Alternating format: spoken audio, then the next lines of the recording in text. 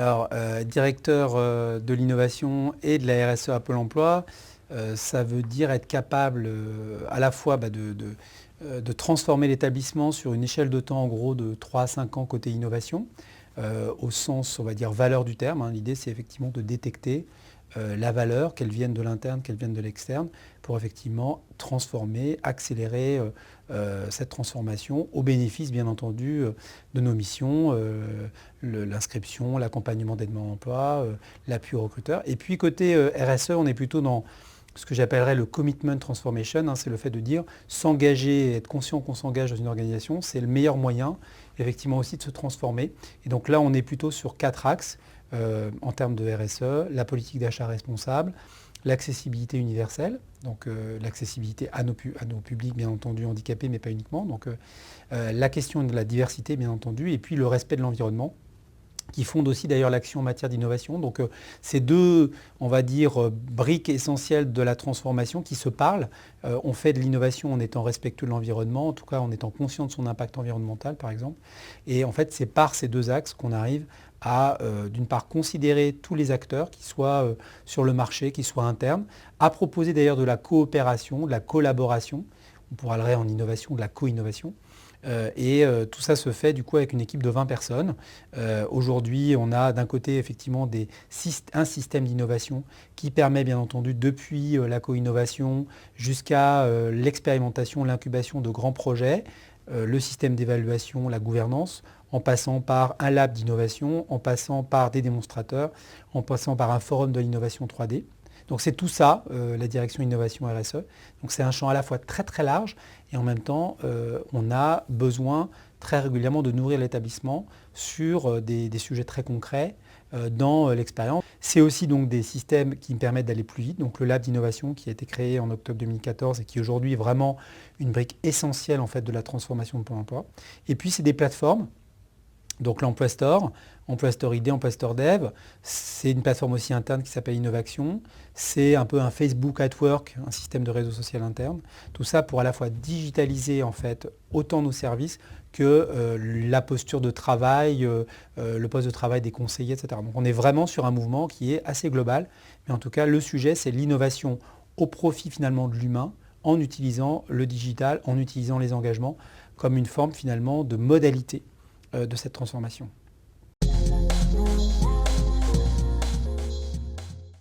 Alors l'Emploi Store aujourd'hui, si on prend la partie distribution, ça doit être le 12e en gros site d'emploi, hein. Si on considère les sites d'emploi, on a chaque mois aujourd'hui en gros 300 à 400 000 visites. On doit avoir à peu près 290 000 à 300 000 visiteurs uniques. C'est surtout en fait un environnement d'ouverture et un signe pour nous de cette capacité à co-innover, autant avec les citoyens, avec l'Emploi Store ID. Donc ça existe, c'est-à-dire que les gens aujourd'hui, quand ils ont des besoins d'applications mobiles dans le domaine de l'emploi, du travail, de la formation professionnelle, eh bien, ils peuvent déposer des idées. C'est la capacité aussi d'une organisation à s'ouvrir. Donc depuis également le 2 juillet de l'année dernière, on a une plateforme en fait où on a APIisé, c'est-à-dire on a mis des protocoles d'accès, de code d'accès à nos serveurs, à nos données sur ces serveurs, nos référentiels des métiers, les agences, les offres d'emploi avec effectivement la possibilité aussi de croiser ça avec la statistique du marché du travail, des données plus qualitatives sur le marché du travail, avec des historiques. Donc tout ça va permettre en fait à des entreprises qui, sur la base d'idées en fait, de grand public, veulent développer, veulent créer de la valeur, d'utiliser soit nos données, soit des données tierces, soit de combiner en fait, nos données avec des données tierces. Ce qui est important, c'est vrai que ça a été d'abord la capacité de le faire très très vite, de proposer en fait au marché, de structurer du coup un store d'application on va dire en 4 grands domaines, depuis en fait la question, la précision du projet professionnel jusqu'à la question de la sécurisation du parcours professionnel, du retour à l'emploi. On va ouvrir en fait un espace recruteur aussi, donc l'idée c'est de l'élargir aussi à nos publics, on va dire d'usagers. Donc les recruteurs vont demain pouvoir effectivement accéder également à des services particuliers qui vont les aider. Et la trajectoire qu'on est en train de dessiner finalement, c'est bien entendu d'être suffisamment ouvert pour capter la valeur pour les développeurs. Les développeurs, ils doivent à un moment donné proposer des modèles qui sont de plus en plus efficaces, arriver à coopérer en fait entre des consommateurs, hein, des demandeurs d'emploi, des éditeurs, des développeurs, pour que finalement le système se nourrisse de lui-même. Et aussi de l'articuler avec notre vaisseau amiral qui est Pôle emploi.fr. Donc voilà, donc ça c'est un peu ce qui va nous arriver d'ici quelques mois. J'ai envie de dire que c'est finalement un énorme succès aussi dans la capacité collectivement d'avoir créé ça dans un temps très très court, puisque entre les premiers travaux au lab sur l'accélération de ce projet et le lancement, il s'est à peine passé 6 mois, ce qui pour nous est vraiment, avec 3 plateformes, ce qui est vraiment un vrai défi et je trouve à mon point de vue un vrai succès. Alors d'abord, tout ce qu'on a fait, j'ai parlé du système de l'innovation tout à l'heure. Premier principe, je pense, c'est un principe d'innovation, hein, c'est le test and learn, c'est-à-dire qu'on sait qu'on ne sait pas, et donc on va tester avec un protocole d'évaluation pour voir effectivement ce que peut donner en fait un dispositif d'innovation. On a lancé Innovaction comme ça, qui est notre plateforme d'innovation collaborative. Le forum de l'innovation 3D, c'était pareil. Le lab n'a pas échappé en fait à ce principe de test. Et on s'était dit finalement pour le tester, on a un grand sujet qui va arriver qui est l'Emploi Store, qu'on avait en fait réfléchi ici avec mon adjointe, avec Carole. Et on s'est dit tiens, on va pourquoi pas le tester dans justement cette capacité à coopérer, à collaborer sur un lieu avec une méthode de facilitation qui donc est le lab. Donc le lab, c'est le lieu et en même temps la méthode, avec du coup des ateliers qui vont nous permettre de créer des livrables. Et donc ça s'est passé comme ça, c'est-à-dire que pendant 10 semaines, on a travaillé sur 32 ateliers, plus de 104 personnes sont venues en fait coopérer, collaborer, donner le meilleur d'elles-mêmes. Les gens ne viennent pas avec une casquette, ils viennent avec simplement un badge, un prénom, ce qu'on appelle un peu on défonctionne, voilà. Il y a des demandeurs d'emploi, il y a des recruteurs, il y a des conseillers, et c'est de manière collective, avec de l'intelligence collective en fait, qu'on a réussi d'une part à faire sortir les besoins, à les exprimer, à les restituer et à trouver collectivement les solutions qui vont permettre en fait de couvrir tous ces besoins, depuis le besoin du conseiller à l'emploi, le demandeur d'emploi bien sûr, le recruteur, les développeurs, les questions des startups aussi existantes. Enfin, voilà. L'idée c'était vraiment de trouver à partir de ce dispositif. Et donc au bout du dispositif, au bout de ces 10 semaines, on avait fait la démonstration en fait, qu'on était capable de fonctionner sur un mode lab. On est passé ensuite à une étape qui était le design de service. Donc on a fait aujourd'hui 6 projets en design de service. Ça c'est vraiment une clé de succès qui a été totalement internalisée. Alors, au départ, on avait un acteur qui venait faire la formation et aujourd'hui en fait le lab Pôle emploi, c'est le lab de Pôle emploi par Pôle emploi. Hein. C'est des conseillers de l'équipe en fait, qui ont été formés et qui étaient chefs de projet d'ailleurs web et qui sont devenus des vrais facilitateurs. Donc le succès, c'est aussi d'être capable d'internaliser en fait ces méthodes pour se rendre autonome et être capable de propager ensuite la méthode. Et là, on arrive maintenant à une méthode où on va proposer aussi aux établissements régionaux de nous envoyer des personnes pour aller former ces personnes sur de la facilitation. D'une part, pour être en capacité d'embarquer des projets de plus grande ampleur avec plus de facilitateurs, mais aussi de propager en fait ces labs sur un mode régional, avec ou sans lieu. Ça peut être sur du lieu, on va dire, ponctuel, événementiel, mais en tout cas avec aussi cette capacité, ce savoir-faire qui doit être un savoir-faire purement Pôle emploi.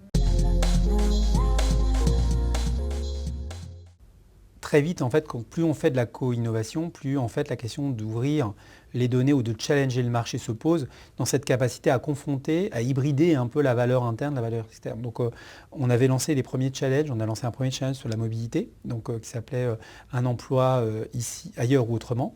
Et on a eu la chance en fait lors des rencontres avec Paul, la première d'ailleurs des rencontres avec Paul, c'est quand on a lancé le challenge mobilité, de proposer, puisqu'il n'a pas pu faire le challenge, mais donc on avait dit qu'on tiendrait le truc, de proposer finalement un travail de coopération, de collaboration, plutôt dans un mode d'ailleurs recherche. En gros, c'est on sait ce qu'on voudrait trouver, on a une intention, on ne sait pas ce qu'on va trouver, donc on reste extrêmement modeste, autour du coup de socialisation et orientation des publics par la donnée sur les bons services à utiliser, à consommer. Donc on est sur une maille relativement large avec une intention en revanche très précise qui est de dire est-ce qu'on serait capable de trouver un dispositif qui par un acte de socialisation l'orienterait vers les bons services, les bons contenus et les bonnes applications à télécharger.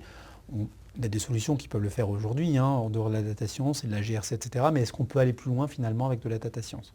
Donc ça c'est l'intention. On verra ce qu'on trouvera donc, à l'issue de l'année. L'objectif c'est que ils ont en gros 1 an jusqu'à la fin de cette année en fait, pour créer cet objet. Ils ont déjà proposé en fait, quelques écrans, ça a l'air prometteur. Donc voilà, nous on est ravis en tout cas aussi de travailler avec des ONG. C'est le cas de Base Impact. Et ça multiplie finalement aussi, nous, notre occasion de rayonner aussi avec des natures d'interlocuteurs différents.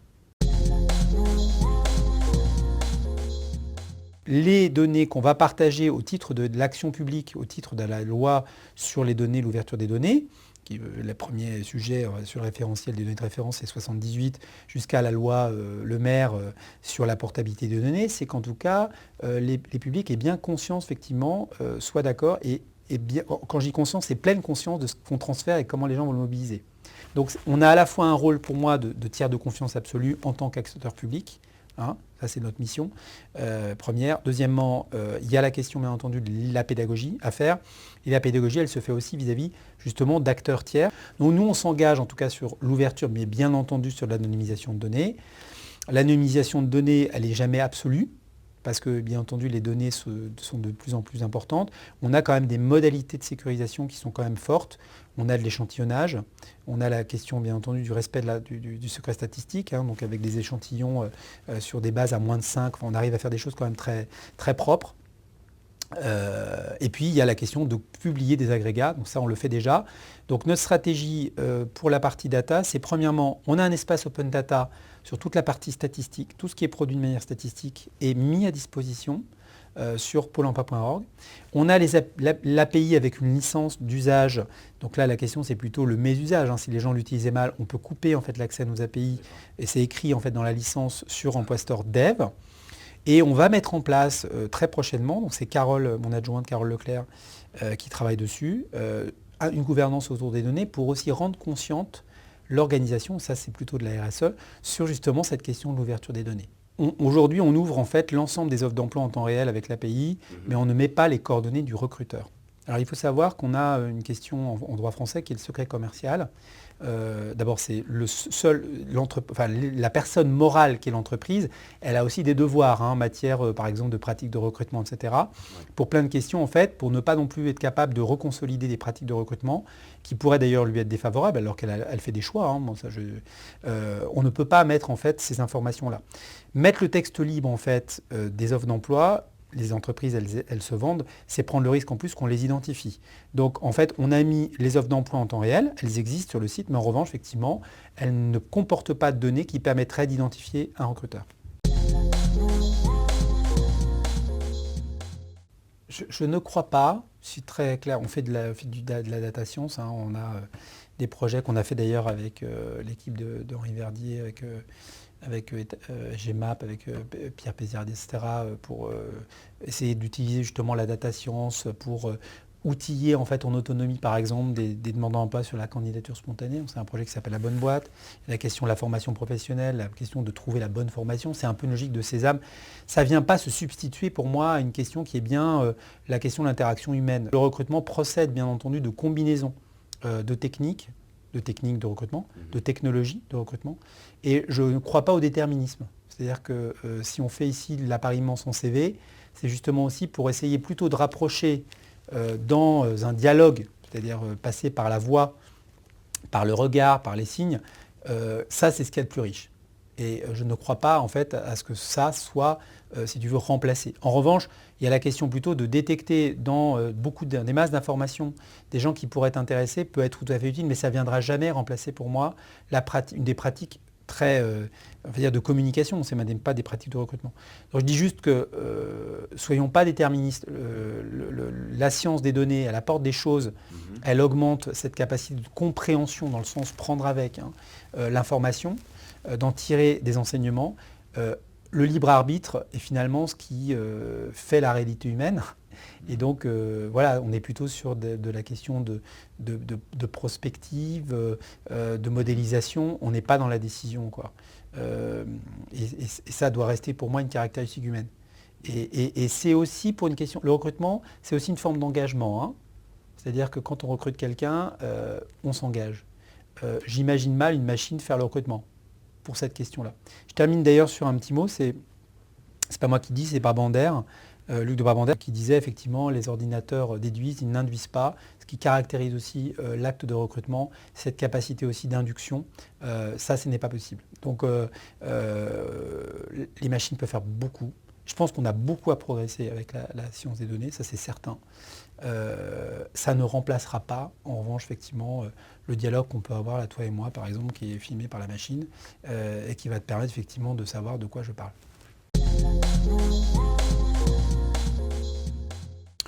Bon, si tu veux, c'est pas tant d'ailleurs la question des indépendants ou de l'auto-entrepreneuriat qu'une question de transformation effectivement du travail. C'est-à-dire qu'on ne peut pas à la fois avoir 80-90% en fonction des secteurs, des contrats de travail qui sont aujourd'hui en CDD et ne pas considérer qu'alors que l'assiette globale elle est plutôt sur le CDI, ça ne transforme pas le marché du travail. Donc que ce soit la question de la parcellisation des activités, que ce soit la question effectivement de la transformation des métiers. Hein. Quand même beaucoup de métiers, ce n'est pas d'ailleurs uniquement une question de technologie, hein, c'est aussi une question de besoin. Hein. Il y a des métiers qui disparaissent, il n'y a plus besoin. Bon. Il y a aussi l'impact bien entendu des technologies. Tout ça n'est pas un impact assez considérable, assez important sur la notion même de travail. On est sur des phénomènes de fond et ces phénomènes de fond, ils sont liés à la fois à une difficulté de création d'entreprises en France. Hein. Bon, tu regardes les 2 dernières années, on a créé 56 000 emplois dans le secteur marchand, ce qui est très très peu par rapport à d'autres pays. Mais c'est lié aussi à une forme de mutation en fait, du travail, où les choix des entreprises, les choix des salariés vont effectivement vers une forme de sous-traitance du salariat, une forme de parcellisation des activités des tâches, et donc cette question finalement aussi d'une forme de paupérisation. Hein, donc les modèles sociaux, et puis tu peux rajouter la question de l'économie collaborative, hein, qui vient rajouter une brique supplémentaire à ces mouvements. Merci beaucoup Rénal. De rien Stéphane. Pour toutes ces réponses. Voilà, merci.